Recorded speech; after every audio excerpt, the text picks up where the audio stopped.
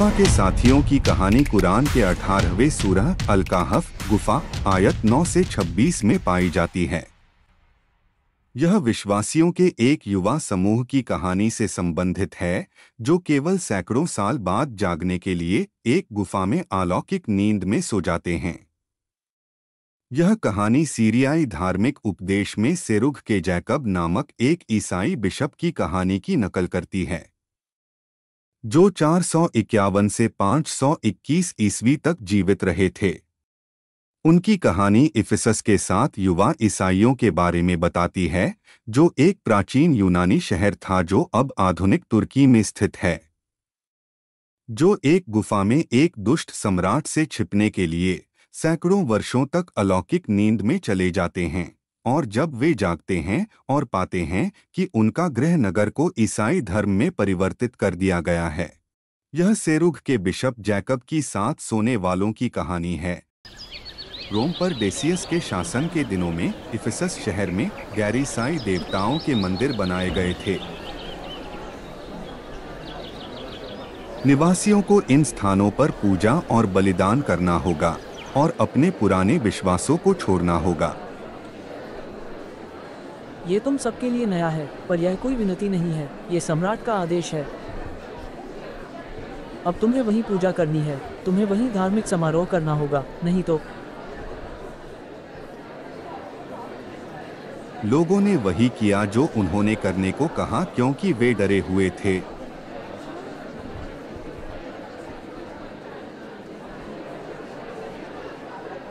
सात उच्च रैंकिंग वाले ईसाई सैनिक, जो Maximilian, Iamblichus, Martin, John, Dionysius, Antonius और कॉन्स्टेंटाइन हैं, ने खुद को अपने घरों में बंद कर लिया। हे तुम मेरे साथ चलो।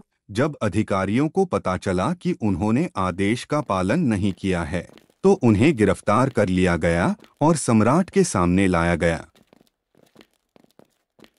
सम्राट ने उन्हें आजमाया और फिर उन्हें विचार करने के लिए थोड़ा समय दिया, जब तक कि वह फिर से इफिसस वापस नहीं आ गया। अगर तुम जिंदा रहना चाहते हो तो बेहतर होगा कि तुम सब हमारे देवताओं की पूजा करो। मुझे अभी जाना होगा। जब मैं यहाँ वापस आऊँगा तो मैं देखना चाहता हूँ कि तुमने मेरी बात मान ली है।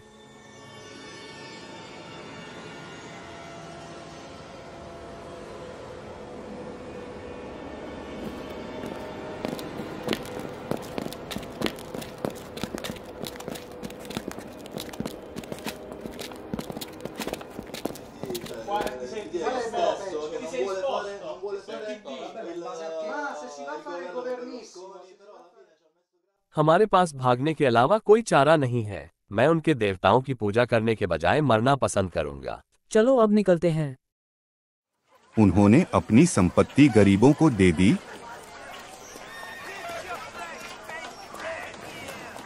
उन्होंने केवल कुछ सिक्के लिए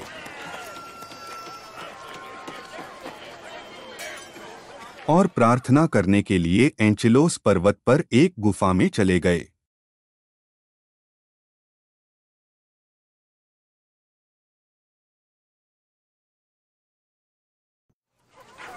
रोज 7 में से एक भोजन और अन्य जरूरी चीजें खरीदने के लिए भेष बदलकर शहर वापस जाता है।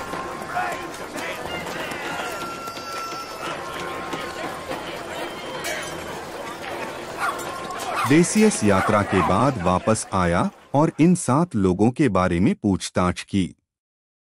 वे कहाँ हैं? हम नहीं जानते, महामहिम। उन्हें लगता है। जी महाराज। उनमें से एक जब बाजार गया था तो उसे पता चला कि 7 लोगों की फिर से तलाश की जा रही है। क्या आपने खबर सुनी? सम्राट 7 ईसाइयों को खोजने की कोशिश कर रहा है। हाँ, मैंने इसके बारे में सुना है।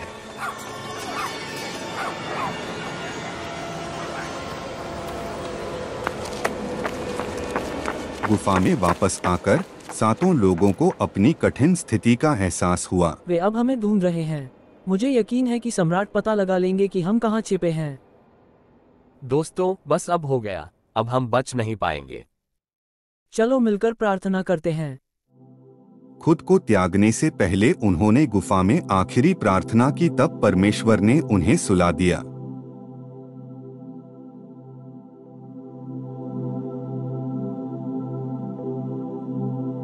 बादशाह के सिपाही उन्हें ढूंढ रहे थे।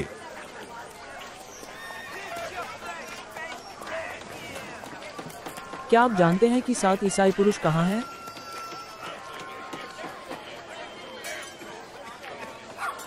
क्या आपने उनमें से किसी को यहाँ देखा है?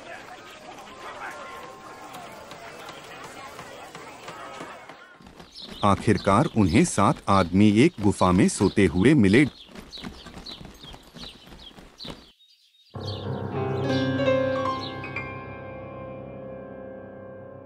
इसकी सूचना डेसियस को दी गई। वे एक गुफा में सोए हुए थे। गुफा को बड़े बड़े पत्थरों से बंद करके सील कर दिया जाए। जी महाराज। सिपाहियों ने आदेश का पालन किया। मूल रूप से 7 लोगों को जिंदा दफनाया दिया गया, लेकिन एक ईसाई ने आकर गुफा के बाहर शहीदों के नाम और उनकी कहानी लिख दी।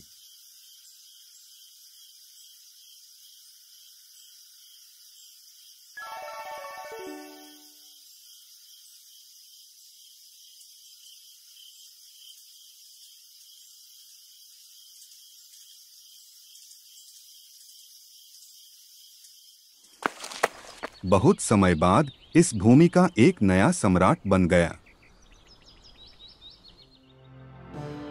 उसका नाम थियोडोसियस है।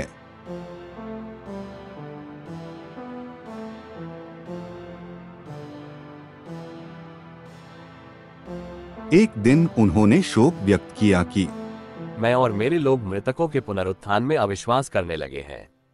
प्रिय भगवान, कृपया हमें विश्वास करने का एक कारण दीजिए। भगवान ने उसकी मदद करने का फैसला किया और इफिसस के एक निवासी को एंचेलोस पर्वत पर एक अस्तबल बनाने का विचार दिया। वहां उन्हें वह सील कर दी गई गुफा मिली।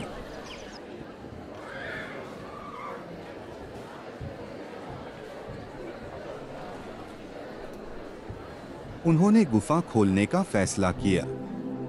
उन्होंने देखा कि गुफा के अंदर 7 लोग अभी भी सो रहे थे।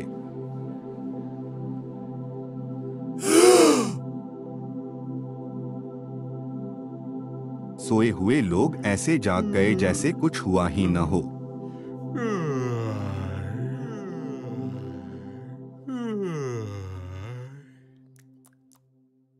वे गुफा से बाहर आए।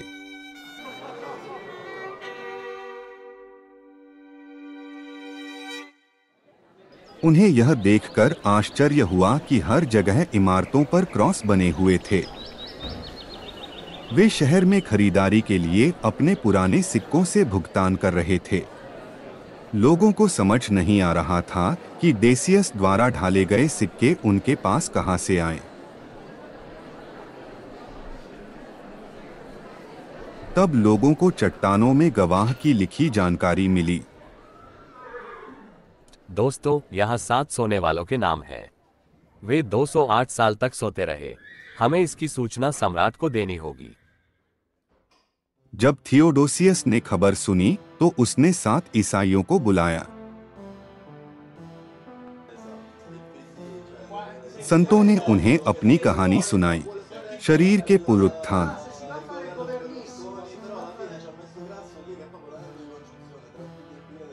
के इस प्रमाण पर हर किसी ने खुशी मनाई।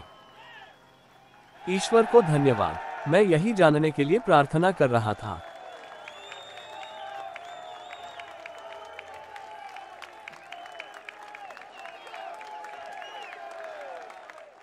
सोने वाले लोगों ने लंबे प्रवचन से अवसर को और बेहतर बना दिया। फिर भगवान की स्तुति करते हुए वे मर गए। सम्राट उनके प्रति अपनी सर्वोच्च कृतज्ञता प्रकट करना चाहता था। चलो उनके लिए सोने की कब्रें बनाएं। परंतु उन्होंने सम्राट को सपने में दर्शन देकर कहा, हे सम्राट, कृपया हमें हमारी गुफा में भूमि में दफनाया जाए। इसलिए सम्राट ने वैसा ही किया जैसा उन्होंने उससे करने को कहा था। गुफा को बहुमूल्य पत्थरों से सजाया गया था।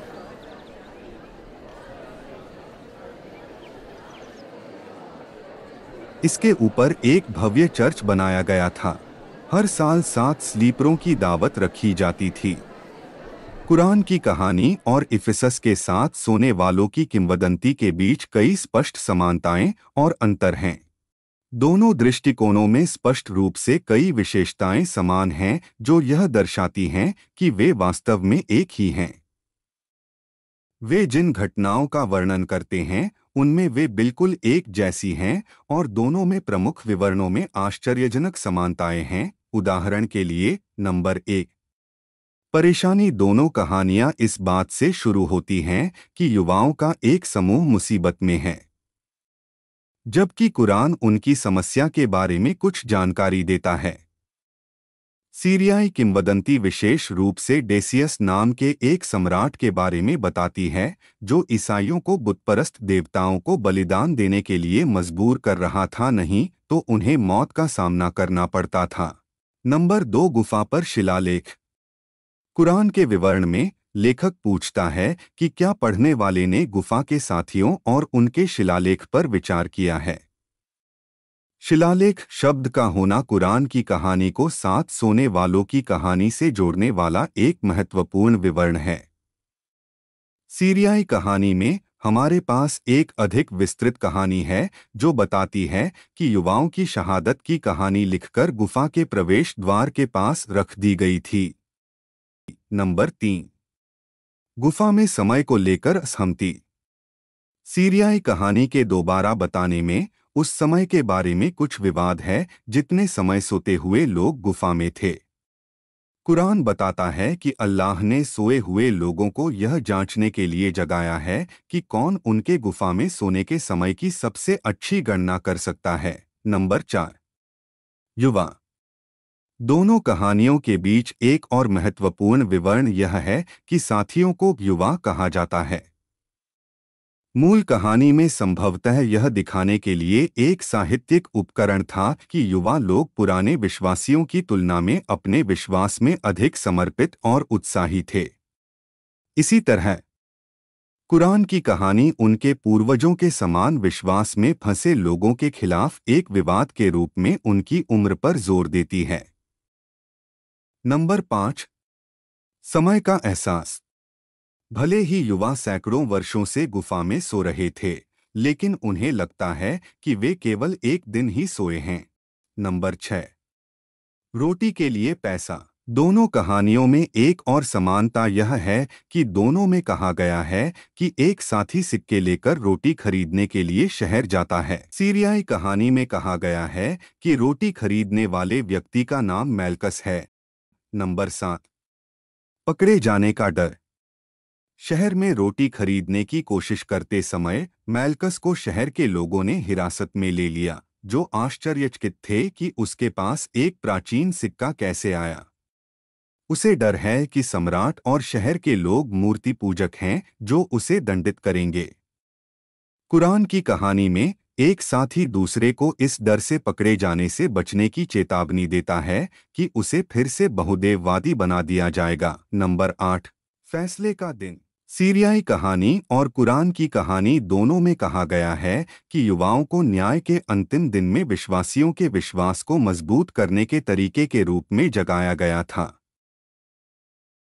नंबर 9, सोने वालों को संख्या। कुरान में इन आयतों के लेखक ने सोने वालों की संख्या के लिए कोई निश्चित उत्तर नहीं दिया है, बस एक संभावना जताई है कि वे 3, 5 या 7 युवा थे। सीरियाई कहानी स्पष्ट रूप से और मजबूत रूप से पहले वाक्य में बताती है कि कहानी 7 सोने वालों के बारे में है। नंबर 10, सैकड़ों वर्षों तक सोए। दोनों कहानियों में कहा गया है कि युवा सैकड़ों वर्षों तक सोते रहे। कुरान में यह संख्या 300 वर्ष बताई गई है और सीरियाई संस्करण में यह संख्या 208 वर्ष बताई गई है। 7 सोने वालों की कहानी के विभिन्न संस्करणों में उनके सोने की समय अवधि के बारे में काफी भिन्नता है, हालांकि ये सभी 200 वर्ष से अधिक पुराने हैं। हालांकि उनमें कई समानताएं हैं और वे समान घटनाओं का स्पष्ट रूप से वर्णन कर रहे हैं। कुरान और सीरियाई संस्करणों के बीच कुछ महत्वपूर्ण अंतर भी हैं। कुरान की अस्पष्टता। कुरान के विवरण के लेखक कुछ विवरणों पर अस्पष्ट प्रतीत होते हैं। वह सोने वालों की सटीक संख्या बताने से इनकार करता है, इसके बजाय संख्याओं की अस्पष्ट संख्या देता है और कहता है कि केवल अल्लाह ही सही संख्या जानता है। उन्होंने समय सीमा के बारे में विशेष नहीं बताया है, कई वर्षों की पेशकश की है, लेकिन कुछ भी निश्चित नहीं है। वह किसी भी नाम का उल्लेख नहीं करता है। यह उल्लेख करने में विफल रहता है कि ये घटनाएं कहाँ घटित हुईं, और यह नहीं बताता कि यह कहानी कब घटित हुई। इस साक्ष्य से पता चलता है कि लेखक कहानी से केवल अस्पष्ट रूप से परिचित था और हो सकता है कि उसके पास पूरी लिखित प्रति ना हो, शायद उसने यह कहानी किसी से सुनी होगी। कहानी का उद्देश्य और बहुदेववाद। सीरियाई कहानी के पीछे का उद्देश्य न्याय के दिन शारीरिक पुनरुत्थान की पुष्टि करना प्रतीत होता है, जबकि कुरान की कहानी न्याय के दिन का संदर्भ देती है, लेकिन इसमें पुनरुत्थान का उल्लेख नहीं है। ट्रिनिटी के ईसाई सिद्धांत के संबंध में मुख्यधारा की इस्लामी स्थिति यह है कि यह शिर्क, मूर्ति पूजा या बहुदेववाद का अभ्यास करने का पाप का कार्य है और व्यक्ति को मुशरिक, बहुदेववादी बनाता है। तो कुरान ने ईसाइयों द्वारा लिखी गई एक कहानी ली है और इसे ईसाई धर्म के खिलाफ एक विवाद में बदल दिया है। चूंकि सीरियाई कहानी कुरान की कहानी से लगभग 2 शताब्दियों पहले की है, इसलिए यह स्पष्ट होना चाहिए कि कुरान का लेखक केवल सीरियाई कहानी को दोबारा बता रहा है। कुरान सूरह अल-कहफ की आयत 9 में भी सुझाव देता है कि दर्शक कहानी से परिचित हैं, इसलिए उन्हें पहले से ही इसके बारे में ज्ञान होना चाहिए। अल्लाह ने दावा किया कि उसने कुरान स्वर्ग में लिखा है, लेकिन 7 सोने वालों की कहानी सेरुग के जैकब द्वारा सीरियाई भाषा में एक मिथक या लोककथा के रूप में लिखी गई थी, जिसे बाद की पीढ़ियों द्वारा अपने अनुसार इसमें बदलाव किए गए। इसका मतलब है कि अल्लाह ने जैकब के लेखन की चोरी की, या सटीक रूप से कहें तो कुछ अरबों ने कहानी का अरबी में अनुवाद किया और इसे कुरान में एक दिव्य रहस्योद्घाटन के रूप में जोड़ा।